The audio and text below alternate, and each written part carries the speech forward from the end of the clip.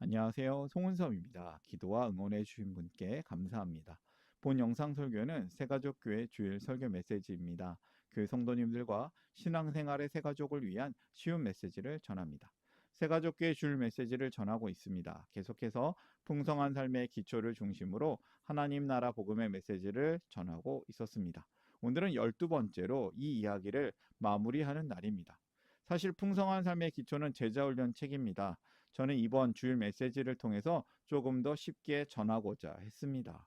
오늘 주일 메시지 하나님의 말씀은 에베소서 4장 13절이며 설교 제목은 훈련 졸업 3 시작입니다. 오늘 설교에 대한 궁금함과 기대감을 가지고 메시지로 함께 들어가 보겠습니다. 먼저 같이 세번역 성경으로 함께 읽어볼까요? 에베소서 4장 13절 말씀입니다. 그리하여 우리 모두가 하나님의 아들을 믿는 일과 아는 일에 하나가 되고 온전한 사람이 되어서 그리스도의 충만하심의 경지에까지 다다르게 됩니다. 미국에서는 졸업식을 카멘스먼트라고 부르는데요. 이 말은 끝이 아니라 새로운 시작이란 뜻을 가지고 있습니다. 오늘 우리는 풍성한 삶의 기초 과정을 마무리합니다. 그런데 한 가지 솔직하게 인정해야겠습니다. 이 훈련이 12주만으로 사람이 완전히 달라지지 않습니다. 우리는 이제야 어떻게 살아야 할지에 대한 영적인 청사진, 설계도를 손에 들었을 뿐입니다. 만약 오늘이 끝이라고 생각하면서 풍성한 삶의 기초를 잊어버린다면 여러분의 변화는 멈출 것입니다. 실제로 집을 짓는 치열한 공사는 바로 지금부터 시작인 것입니다. 사실 많은 그리스도인들이 오랫동안 신앙생활을 하고 여러 훈련과 성경 공부도 하지만 실제 삶에서는 그리스도의 향기나 성령의 열매가 잘 드러나지 않은 경우가 많습니다. 세상 사람들과는 다른 깊이 있고 따뜻한 매력이 잘 느껴지지 않을 때도 있습니다. 지금 우리 한국교회에 정말 필요한 것은 새로운 프로그램이나 멋진 건물이 아니라 이렇게 균형 있게 성장한 그리스도인들이 필요합니다. 여러분 주변 사람들은 어떻습니까? 그리고 여러분 자신의 모습은 어떻습니까? 오늘 메시지는 우리가 왜 영적으로 잘 성장하지 못하는지를 돌아보면서 하나님이 약속하신 풍성한 삶의 모습을 마음에 새기기를 원합니다. 그리고 그 삶을 실제로 살아가도록 돕기 위한 메시지가 되기를 원합니다. 오늘 말씀이 단순한 공부로 끝나는 것이 아니라 우리의 삶을 변화시키는 살아있는 시작점이 되기를 바랍니다. 풍성하지 못하게 되는 세 가지 이유가 있습니다. 신앙생활을 오래 해도 삶의 좋은 변화가 잘 나타나지 않는 이유가 무엇일까요? 세 가지 이유를 살펴보겠습니다. 첫 번째는 균형이 없는 시각입니다. 두 번째는 건강한 공동체의 부족입니다. 세 번째는 성령님에 대한 이해 부족입니다. 균형이 없는 시각은 신앙을 하나님과의 관계로만 중요하게 여기고 자신이나 다른 사람, 세상과의 관계는 가볍게 여기는 것인데요. 이때 성장이 멈춥니다. 두 번째, 건강한 공동체의 부족이 성장을 못하게 합니다. 혼자 공부만 해서는 변화되기 어렵습니다.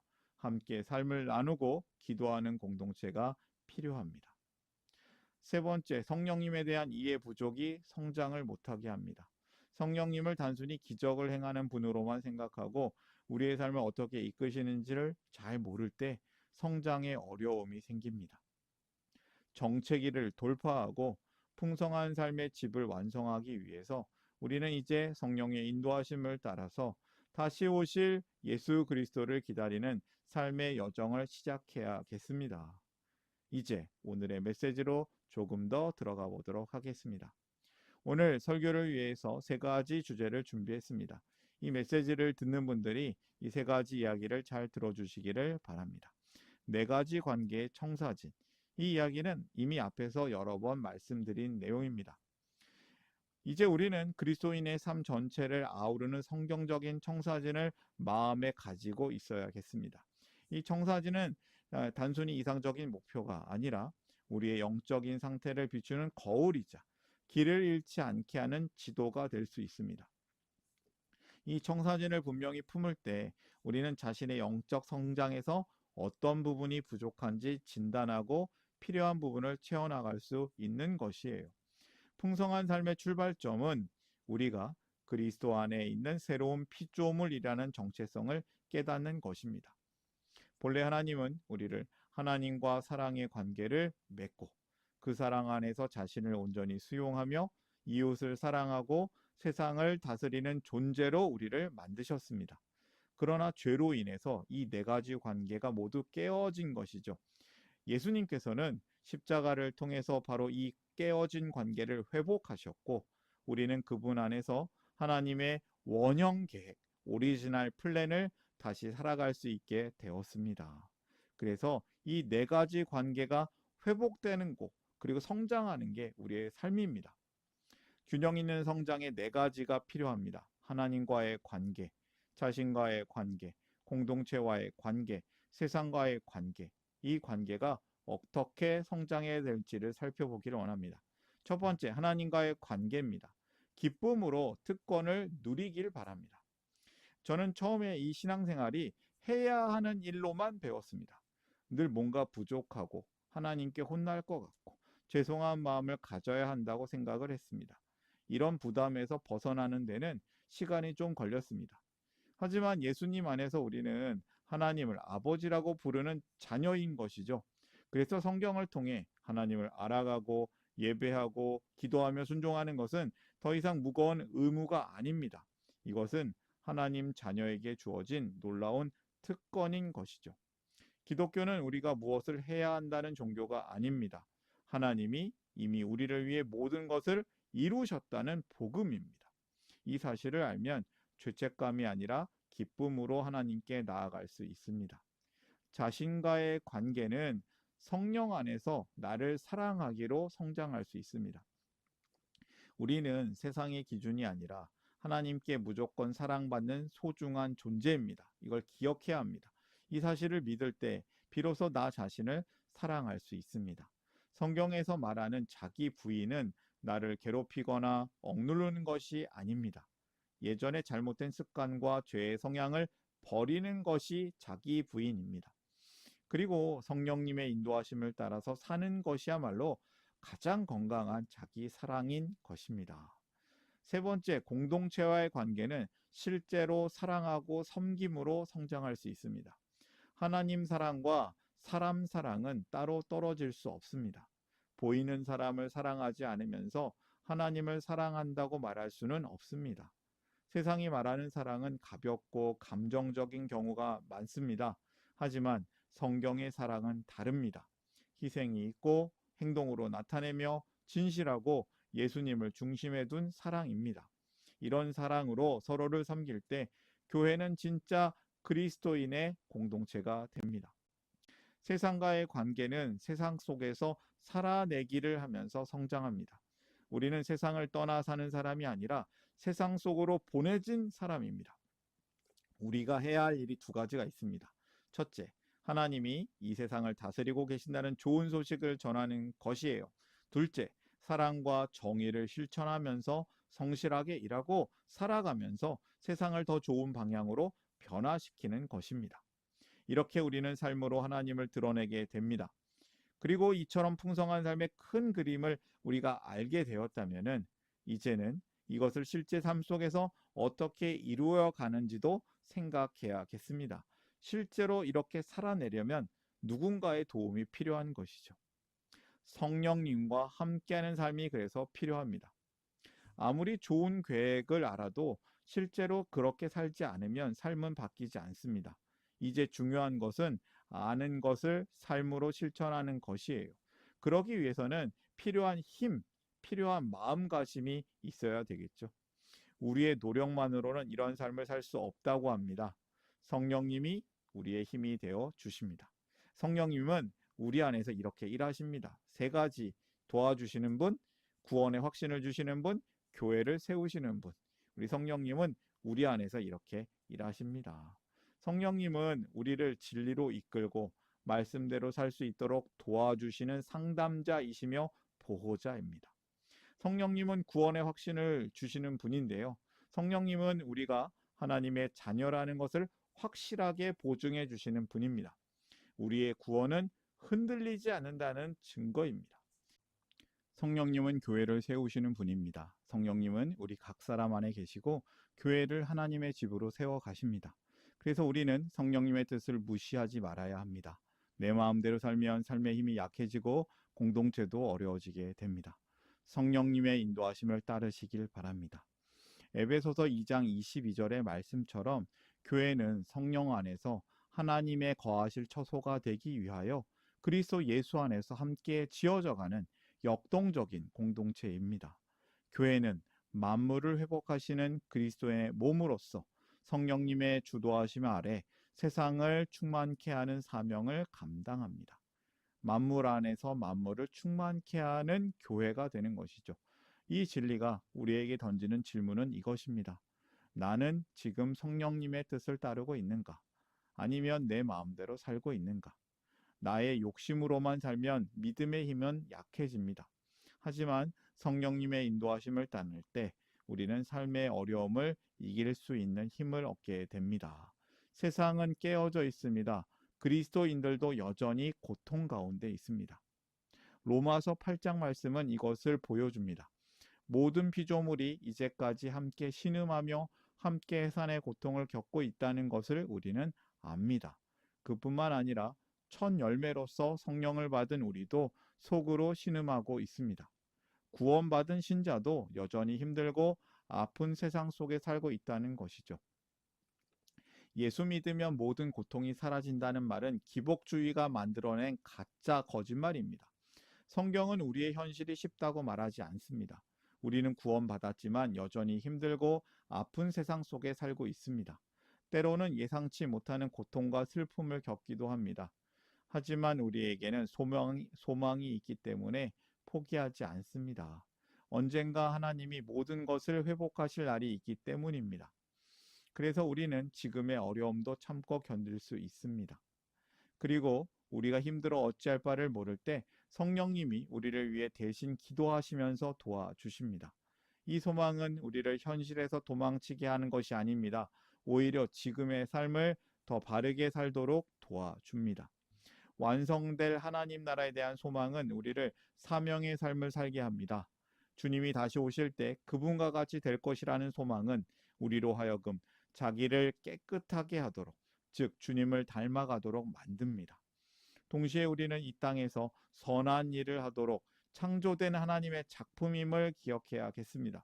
개인적으로, 공동체적으로, 또 사회적으로 우리가 선한 일을 도모하면서 살아가는 것. 이것이야말로 주님 오실 날을 기다리는 자의 마땅한 삶의 자세인 것입니다. 이제 우리의 집을 지어야 할 때입니다. 우리는 점점 예수님을 닮아가고 깨끗한 삶을 살며 개인과 공동체, 세상 속에서 선한 일을 하며 살아갈 수 있습니다. 이것이 예수님이 다시 오실 날을 기다리는 사람의 삶인 것이죠. 여러분, 오늘 우리가 함께 나눈 모든 말씀은 이미 완성된 집이 아닙니다. 이제 집을 지을 수 있는 청사진이 주어진 것입니다. 우리는 이 청사진을 손에 쥐었을 뿐 아직 변한 것이 없습니다. 예수님께서는 산상수훈의 결론에서 내 말을 듣고 행하는 자는 그 집을 반석 위에 지은 지혜로운 사람과 같다라고 말씀하십니다. 이제 말씀을 듣는 것을 넘어서 행함으로 우리 인생의 집을 반석 위에 지어야 할 때입니다. 그렇다면 진정한 변화는 어디서 시작될까요? 무엇을 열심히 해서 하는 행위가 아니라 생각이 바뀌는 것에서 시작이 됩니다. 이 원리를 기억하세요. 그리스도 안에서 하나님께서 나를 위해 이루신 그 놀라운 일들을, 이 풍성한 삶의 청사진을 우리가 깊이 믿고 받아들일 때 우리의 생각이 변합니다.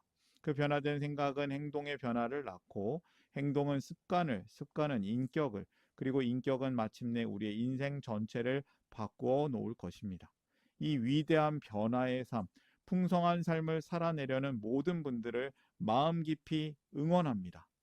오늘 메시지를 정리하면서 마지막 더하는 질문을 드려보겠습니다. 세 가지 질문을 준비했는데요. 저와 여러분이 함께 이 질문을 같이 읽어보겠습니다. 읽겠습니다. 풍성한 삶의 균형 있는 성장 네 가지 관계에 대해서 머리로는 이해했지만 살아내기에 가장 문턱이 높게 느껴지는 부분은 무엇인가? 그리고 앞으로 가장 훈련하고 싶은 영역은 무엇인가? 최근 일상에서 이러한 세상의 깨어짐, 신음을 강하게 느꼈던 순간은 언제이며 그 과정에서 우리의 약함을 도우시는 성령님의 일하심을 경험한 적이 있는가? 그리스도인은 주님이 다시 오셔서 만물을 완전히 회복하실 날을 기다리는 사람들입니다. 만약 예수님이 삶의 현장에 오신다면 하고 있는 일이나 관계 속에서 가장 먼저 주님께 보여드리고 싶은 선한 일은 무엇인가? 이제 진짜로 오늘의 메시지를 정리하겠습니다. 세 가지 문장으로 정리하겠습니다. 이제 시작, 풍성한 삶으로 살라. 하나님, 자신, 공동체, 세상 관계에서 균형이 중요합니다. 성령님의 인도하심을 따르라. 성령님은 우리가 풍성한 삶을 살도록 이끌어 주십니다. 세 번째, 그날을 소망하며 사명을 감당하라. 교회, 성도는 예수님이 다시 오시는 그날까지 함께 살아내는 사람들입니다. 이제 오늘의 메시지를 마음에 담고 또 12번의 풍성한 삶의 기초 메시지를 또 정리하면서 이제 삶으로 결단하면서 함께 기도하기를 원합니다. 함께 기도하겠습니다.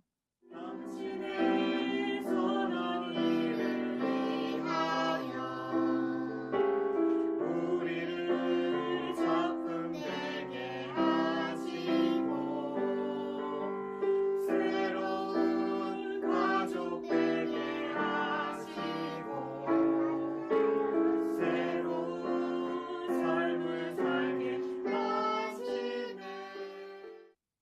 하늘에 계신 사랑의 하나님 우리 아버지, 지난 13주간의 훈련을 통해서 하나님 나라의 복음을 듣게 하시고 풍성한 삶의 청사진을 보게 하시니 감사합니다. 우리가 단순히 지식을 쌓는 데 머물지 않고 삶의 모든 영역에서 그리스도의 향기를 내는 참된 제자로 살기를 기도합니다. 주님의 다스림이 우리의 삶터인 공동체와 세상 속에 온전히 임하기를 소망합니다. 깨어지고 신음하는 세상 속에서 하나님의 정의와 사랑을 실천하며 하나님 나라를 삶으로 드러내는 성도로 살기를 원합니다. 주님이 다시 오셔서 만물을 온전히 회복하실 날을 기다립니다. 우리가 세상을 경영하는 노동과 선한 일을 통해 하나님의 뜻을 이 땅에 이루어 가기를 기도합니다. 우리가 공동체 안에서 형제 자매를 뜨겁게 사랑하고 서로를 용납하며 서로 세워가는 삶을 살기를 기도합니다. 우리의 연약함을 도우시는 성령님을 의지하오니 육체의 소욕을 이기고 성령의 열매를 맺기를 기도합니다. 우리를 시험에 빠지지 않게 하시고 악에서 구하시오며 모든 나라와 권세와 영광이 영원히 아버지의 것임을 고백합니다. 다시 오실 우리 주 예수 그리스도의 이름으로 기도드립니다. 아멘. 하나님 나라 여기 있네. 하나님 나라 함께 사네. 예수님 노래합니다. 예수님 찬양합니다.